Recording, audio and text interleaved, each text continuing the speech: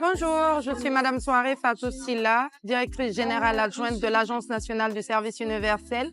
des télécommunications et du numérique. L'Ansuten a été créé avec l'arrivée des nouvelles autorités dans une dynamique de changement, de transformation structurelle de notre pays. Et dans le domaine de la tech,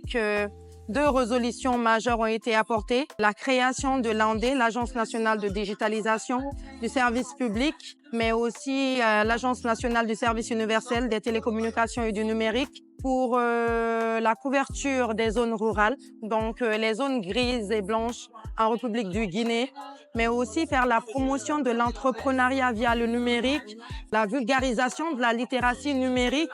l'accompagnement et aussi l'inclusion numérique. Depuis 2022, nous avons porté plusieurs projets et programmes, dont notamment l'élaboration de la stratégie quinquennale de l'Ansuten, qui s'est orientée vers les trois axes fondamentaux qui sont la connectivité, comme je le disais tantôt, la connectivité des zones rurales, la formation, l'inclusion numérique et la recherche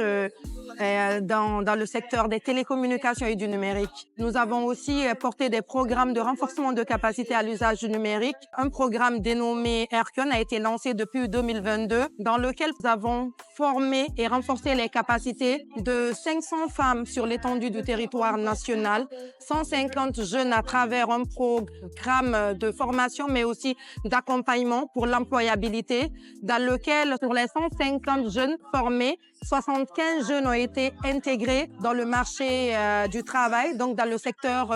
privé. Au-delà de ça, nous avons porté des initiatives majeures comme l'état des lieux techniques pour la couverture de zones blanches et qui nous a envoyé un rapport qui nous a démontré qu'à date, on a 473 zones blanches en République de Guinée. Et très rapidement, sur 2026, nous allons nous atteler sur la couverture de 70 localités à travers le pays.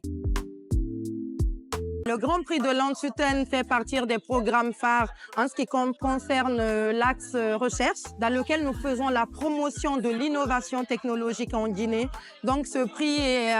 lancé l'année dernière nous a permis d'avoir 3 lauréats dont les projets porteurs se sont illustrés parmi tant de projets qu'aujourd'hui nous essayons de vendre à l'international. Pas seulement eux, nous avons rendu le programme inclusif et intégré d'autres projets, d'autres startups porteurs en Guinée qui sont venus avec nous à Vivatech, comme vous le savez, qui est une grande plateforme de connexion, de partenariat, mais aussi de promotion de l'entrepreneuriat à travers le numérique. Donc nous sommes à Vivatech pour la première fois de manière institutionnelle avec un stand de pays et qui est porté par Madame la ministre des Postes et Télécommunications par son leadership.